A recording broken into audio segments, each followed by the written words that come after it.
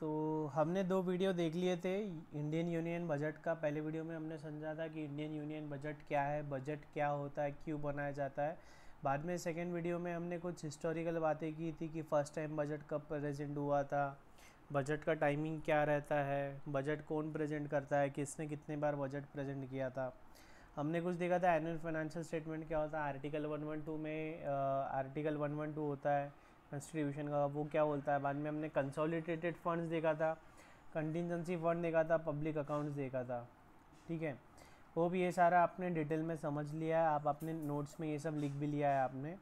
आज उसके आगे का देखेंगे हम। पहले की terminologies head covered under the budget, head covered under the budget. तो एनुअल फाइनेंशियल स्टेटमेंट हमने देख लिया था, कंसोलिडेटेड फंड भी देख लिया था, डिमांड फॉर ग्रांट देखेंगे ये क्या है। Demand for grant is the form in which estimates of expenditure from the consolidated fund included in the annual financial statement and required to be voted upon in the Lok Sabha are submitted in pursuance of Article 113 of the Constitution. The demand for grants includes provision with respect to revenue expenditure, capital expenditure, grants to state and union territory government together with the loans and advances. Generally, one demand for grant is presented in respect of each ministry or department. However, for large ministry and department, more than one demand is presented. एकदम simple है, कुछ भी नहीं। हमने ऊपर जो funds देखे, consolidated fund देखा, कंटिजेंसी फंड देखा। तो कंसोलिडेटेड फंड में क्या होता है, पैसा होता है। अब वो पैसा किसका है, वो है जनता का। तो अलग अलग जो मिनिस्ट्रीज़ होती है, अलग अलग मिनिस्ट्रीज़ को पैसे की ज़रूरत होती है। जैसे कि ह्यूमन रिसोर्स वाली मिनिस्ट्री के लिए टूरिज़्म डेवलपमेंट के लिए पैसा लगता है, road road transportation, road building बनाने के लिए, इंफ्रास्ट्रक्चर डेवलप करने के लिए एजुकेशन मिनिस्ट्री होती है, हेल्थ मिनिस्ट्री होती है। ऐसी अलग अलग मिनिस्ट्री होती है। तो हर एक मिनिस्ट्री अपना जो भी पैसों का रिक्वायरमेंट है वो क्या करता है, डिमांड फॉर ग्रांट्स डिमांड करता है। आर्टिकल 113 के ज़रिए वो एक डिमांड रेज करता है। हेल्थ मिनिस्ट्री डिमांड रेज करेगा कि हमें इतना करोड़ रुपया चाहिए, इतना करोड़ रुपया कोविड के लिए चाहिए, इतना करोड़ रुपया नॉर्मल ड्रग्स एंड वैक्सीन्स के लिए चाहिए, इतना रुपया मेडिसिन के लिए चाहिए, इतना पैसा डॉक्टर्स के लिए चाहिए। ऐसा वो मिनिस्ट्री डिमांड करता है, तो उसे हम क्या कहते हैं, डिमांड फॉर ग्रांट। ये कहाँ प्लेस होता है, लोकसभा में प्लेस होता है। और वो पोल होता है, अगर वोटिंग प्रॉपर हो गया तो फिर बिल पास हो जाता है। ठीक है, अगला है appropriation bill. Appropriation bill gives power to the government to withdraw funds from the consolidated fund of India for meeting the expenditure during the financial year.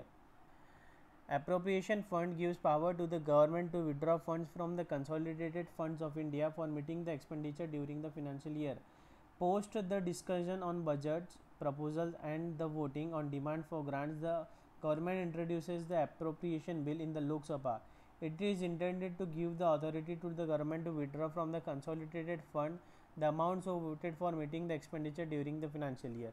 तो appropriation bill कहाँ से आता है, गवर्नमेंट को पावर मिलती है कहाँ से, पार्लियामेंट से, कि भाई इतना पैसा आप विड्रॉ कर लो और खर्चा कर लो। ठीक है, तो उसे क्या बोलते हैं, appropriation bill. Appropriation bill. Finance bill is a money bill as defined in article 110. Finance bill article 110, the proposals of the government for levy of new taxes, modifications of the existing tax structure or continuance of the existing tax structure beyond the period approved by the parliament are submitted to the parliament through this bill. Finance bill मतलब tax से related जो भी change करने हैं government को, वो काइस के through होते, फिनांस बिल के थ्रू होते।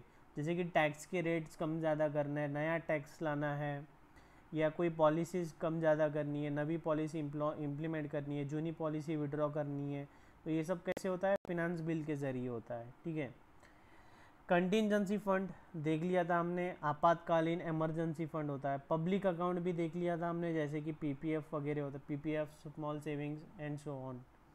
ठीक है, उसके बाद रेवेन्यू रिसीट्स एक्सपेंडिचर, इस पर मैं एक लिंक शेयर किया था कैपिटल एंड रेवेन्यू का, वो आई होप आपने देखा होगा। तो एक बार शॉर्ट में समझा देता हूँ। Capital capital revenue and expenditure और एक कैपिटल रिसिट्स कैपिटल एक्सपेंडिचर। उसी तरह रेवेन्यू रिसिट्स और रेवेन्यू एक्सपेंडिचर। ठीक है, तो क्या होता है, पहली बात तो रिसिट्स मतलब क्या होता है, रिसीव होना, हमें पैसा मिल रहा है, और एक्सपेंडिचर मतलब खर्चा, पैसा जा रहा है। तो कैपिटल एक्सपेंडिचर कैपिटल रिसिट मतलब कैपिटल मतलब ऐसा खर्चा जो नॉन रिकरिंग नेचर का है। कैसा है वो, नॉन रिकरिंग नेचर का है या लॉन्ग टर्म का है। ठीक है, जैसे कि हमने प्लांट एंड मशीनरी परचेस की, प्लांट एंड मशीनरी परचेस की, हम रोज़ रोज़ प्लांट एंड मशीनरी परचेस करते क्या, नहीं, ये क्या करते, कभी कभी करते। तो ये क्या हो गया, कैपिटल नेचर का हो गया। ठीक है, हमने रॉ मटेरियल परचेस किया, रॉ मटेरियल तो हम रेगुलर, तो ये हमने सैलरी पे की, सैलरी रेगुलरली पे करते, तो ये क्या हो गया, एक्सपेंडिचर हो गया। ठीक है, हमने गुड्स सेल किया, हमें पैसा आया, तो हमारा तो बिजनेस ही है गुड्स सेल करके पैसा लाना, तो वो क्या हो गया, रेवेन्यू रिसिट्स हो गई। ठीक है, लेकिन हमने प्लांट एंड मशीनरी को बेच दी, जो नहीं हो गई थी तो बेच दी, तो हम प्लांट एंड मशीनरी रोज रोज बेचते हैं क्या, नहीं, तो ये क्या हो गया, कैपिटल रिसिट हो गई। क्या हो गया, कैपिटल रिसिट हो गई। हमारे फैक्ट्री में फायर लग गया, हमें इंश्योरेंस का पैसा क्लेम मिला, इंश्योरेंस का क्लेम का पैसा रेगुलर मिलता है क्या, डेली बेसिस पे मिलता है क्या, नहीं, कभी कभी मिलता है, तो वो क्या हो गया, कैपिटल रिसिट्स हो गया। ठीक है, इस पर डिटेल में एक वीडियो अपलोड किया है मैंने, वो आप देखना। अब इसके आगे सब वही है, इंस्टीट्यूट ने एक ही बात 2-3 बार घुमा फिरा के वही बात की है, लेकिन फिर भी हम पढ़ लेते एक बार। All receipts and expenditure that in general do not entail sale or creation of assets are included under the revenue account। मतलब जो असेट से रिलेटेड नहीं है, जो असेट से रिलेटेड नहीं है, नॉट इंटेल मतलब जो असेट से रिलेटेड नहीं है, तो वो क्या हो जाएगी, रेवेन्यू अकाउंट। ठीक है, रेवेन्यू रिसिट्स हो जाएंगी या revenue expenditure. On the receipt side taxes would be the most important revenue receipts. तो रेवेन्यू रिसिट्स में सबसे इंपॉर्टेंट कौन सा है, taxes.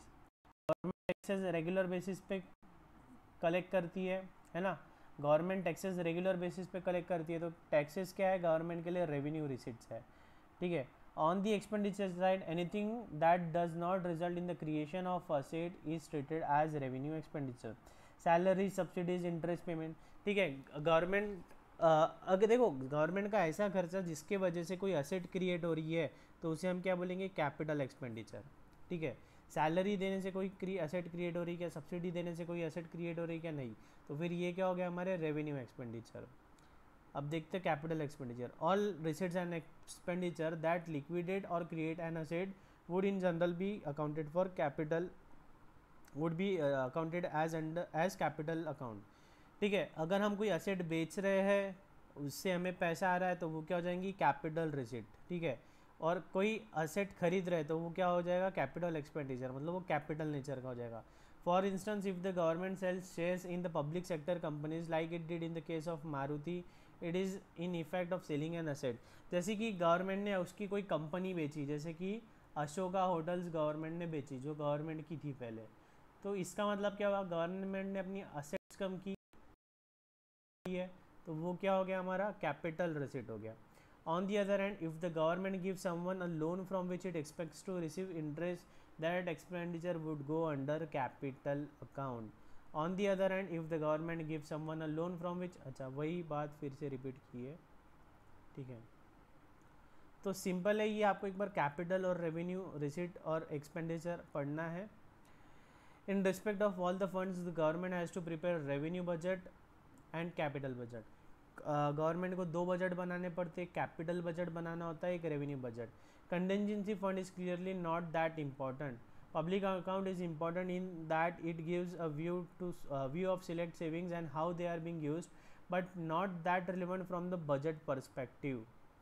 The consolidated fund is the key to the budget. हमने देखा था कंसोलिडेटेड फंड सबसे इंपॉर्टेंट है। As mentioned in the first part, the government has to present a revenue budget and capital budget for all the 3 funds. The revenue account of the consolidated fund is split into 2 parts, receipts and disbursement. ठीक है, receipts are broadly tax receipt and non-tax revenue and grant in aid and contributions. ठीक है, देखो जो budget बन रहे हैं, budget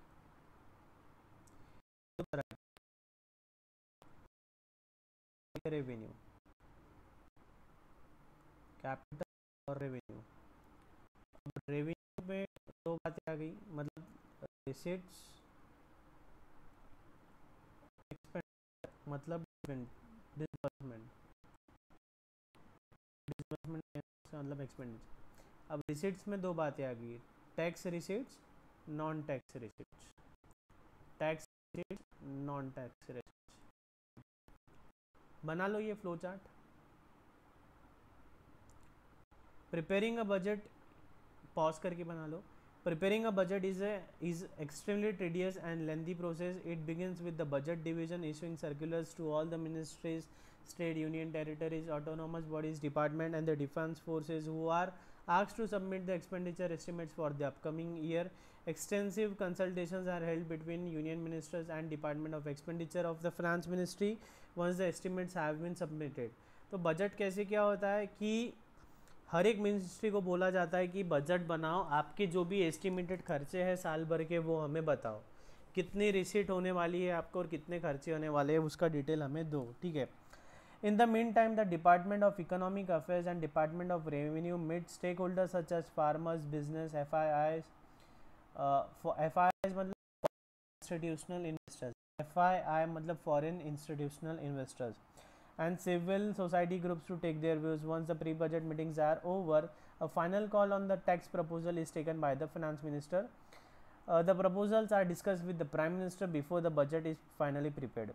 तो ये क्या होता है कि देखो पहले क्या करते हैं हम, सारी मिनिस्ट्रीज, यूनियन टेरिटरी, स्टेट, हर एक से बात करते हैं कि आपको ये बार क्या लगता है, कितने पैसों की ज़रूरत है, कितना इनकम आप जनरेट करने वाले हो।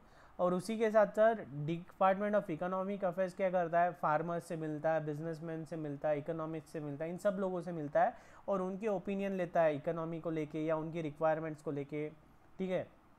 फिर उसके हिसाब से फाइनल एक बजट बनता है फाइनेंस मिनिस्टर से और वो पहले प्राइम मिनिस्टर को बताते हैं और उसके बाद में बजट फाइनली में revenue, capital and expenditure budget. Institute ने बहुत ख़राब मॉड्यूल बनाया, ये वही बात जो ऊपर पड़ी वही बात यहाँ फिर से दोहरा दिया। Revenue budget, the revenue budget records all the revenue receipts and expenditure. If the revenue expenses is more than the receipt it indicates there is a revenue deficit. Deficit कब होगा बोलेंगे हम, ये भी पढ़ाया था, अगर हमारा ज़्यादा है और रिसीट्स हम बोलेंगे डेफिसिट्स, है ना। और अगर हमारा रिसीट्स ज़्यादा है, कम है, तो इसे हम क्या बोलेंगे, सरप्लस। ऐसा लिख लो, रेवेन्यू कम है, एक्सपेंडिचर ज़्यादा है, इसे हम बोलेंगे डेफिसिट। ये वेरी फर्स्ट डे पे मैंने बताया था। Revenue receipts are divided into tax and non tax revenue, ऊपर भी यही बोला, income tax, corporate tax, excise, customs, other duties, ये सारे टैक्स रिसीट्स में। नॉन टैक्स में क्या आएगा, जो लोन है, डिविडेंड है, इन्वेस्टमेंट है, PSU fees and other receipts, ये सारे में आ जाएंगे। अब देखते हैं capital budget. Capital budget part of the union budget has accounts for capital payment and receipts of the government. Capital receipts include loans from public, loans from RBI। The capital budget part of the union budget has accounts for capital payment and receipts of the government. Capital receipts include loan from public, loans from RBI. Capital receipts are loans raised by the government from the public. एक minute फिर से पढ़ते हैं। The capital budget part of the union budget has accounts for capital payment and receipts of the government. वही जो हमने देखा capital payment और कैपिटल रिसीट कहाँ आता है, कैपिटल बजट में आता है। कैपिटल रिसीट में क्या होता है, लोन फ्रॉम पब्लिक, पब्लिक से गवर्नमेंट लोन लेती है। क्या बात कर रहे हैं सर, पब्लिक से गवर्नमेंट लोन लेती है? यस, जो बॉन्ड्स होते हैं वो होते हैं, एक प्रकार के लोन होते हैं जो गवर्नमेंट पब्लिक से लेती है। रूरल इलेक्ट्रिफिकेशन बॉन्ड्स होते हैं, गोल्ड बॉन्ड है, तो ये सारे क्या है, national highway authority of India के बॉन्ड्स होते हैं। ये सारे क्या है, गवर्नमेंट पब्लिक से पैसा लोन पे ले रही है ना। लोन्स फ्रॉम RBI से भी गवर्नमेंट पैसा लेती है। Capital receipts are loan raise by government from public, borrowings by government from RBI and other parties through sale of treasury bills, loans received from foreign bodies and government, recoveries of loan by central government to and union territories, ठीक है। क्या आ गया, एक तो loan from public आ गया, loan from RBI आ गया, loan from bodies आ गया, दूसरे कंट्री से लोन ले रहे हैं तो वो भी आ गया। ठीक है, ये सारी बातें हमने किसी स्टेट गवर्नमेंट, सेंट्रल गवर्नमेंट ने, हमारा कैसा है, सेंट्रल सेंट्रल गवर्नमेंट ने स्टेट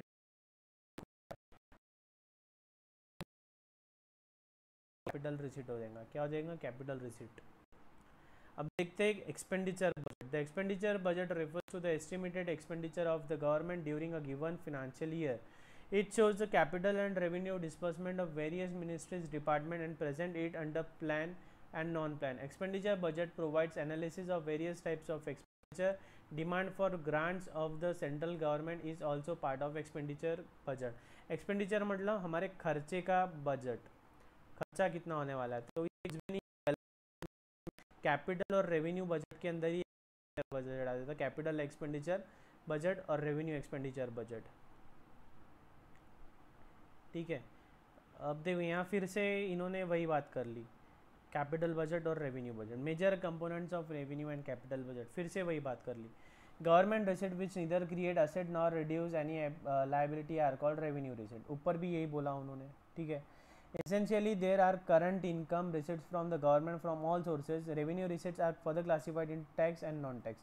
देखो फिर से वही बात बोल रहा है, तो ये पैराग्राफ आप एक बार पढ़ लेना, कुछ भी नया नहीं है। सिमिलरली कैपिटल वाला पैराग्राफ भी आप एक बार पढ़ लेना, कुछ नया नहीं है, वही बार बार बोल रहा है। हम पढ़ते हैं अभी physical deficit. A physical deficit is a shortfall in a government incomes as compared with its spending, मतलब रिसीट आर लेस देन, बोलेंगे a fiscal deficit is calculated as a percentage of GDP or simply as total dollars paid in expense in excess of income. हमारा समझो $1000 का है,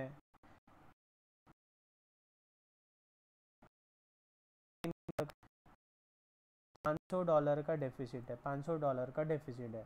in other words physical deficit is the difference between the total income of the government and it's total expenditure. वही बात फिर से बोल रहा है, इनकम और एक्सपेंडिचर का डिफरेंस है। A physical deficit situations occurs when the governments expenditure exceeds its income. देखो हमारा इंस्टीट्यूट लेट गया है, फिर से वही बात कर रहा है, तो आप पढ़ लेना, ये एक बार सिंपल है एकदम, कुछ भी नहीं है इसमें। The elements of the fiscal deficits are the revenue deficit, which is the difference between the government's current or capital expenditure. The elements of fiscal deficits are the revenue deficit और capital deficit होना चाहिए था यहाँ पे, which is the difference between the government's current or revenue expenditure and the total current receipt that is excluding borrowing, और ये है होना चाहिए capital deficit। ठीक है, revenue deficit, क्या, इनकम टैक्स है, कस्टम ड्यूटीज़ है, यूनियन एक्साइज है, जीएसटी है, ये सब चीज़ें इसमें है। नॉन रेवेन्यू मतलब इंटरेस्ट आ रहा है, डिविडेंड आ रहा है, ग्रांट्स आ रही है, मतलब जैसे कि अभी कोविड है तो इंटरनेशनल बॉडीज के WHO की तरफ से हमें अगर ग्रांट आ रही है कोविड के लिए, तो वो क्या हो गया, external grant. Other non tax revenue receipts of interest. Expenditure of government, एक रेवेन्यू एक्सपेंडिचर होता है, रेवेन्यू एक्सपेंडिचर होता है, कैपिटल एक्सपेंडिचर होता है। ठीक है, revenue expenditure, capital expenditure, interest और grant in aid for creation of asset, मतलब गवर्नमेंट किसी को ग्रांट देती है, सोलर की ग्रांट मिलती है हमें। ठीक है, तो फिजिकल डेफिसिट मतलब total expenditure of the government, capital और revenue minus total income of the government, revenue और कैपिटल। ठीक है, तो expenditure minus income equals to physical deficit. ये एग्जांपल दिया है, पढ़ना है आपको, बाद में ये टेबल पढ़ लेना, सिंपल है एकदम, कुछ भी नहीं है,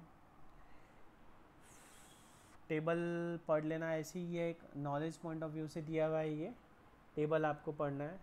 तो इसी के साथ साथ हमारा यूनियन बजट का टॉपिक कंप्लीट हुआ।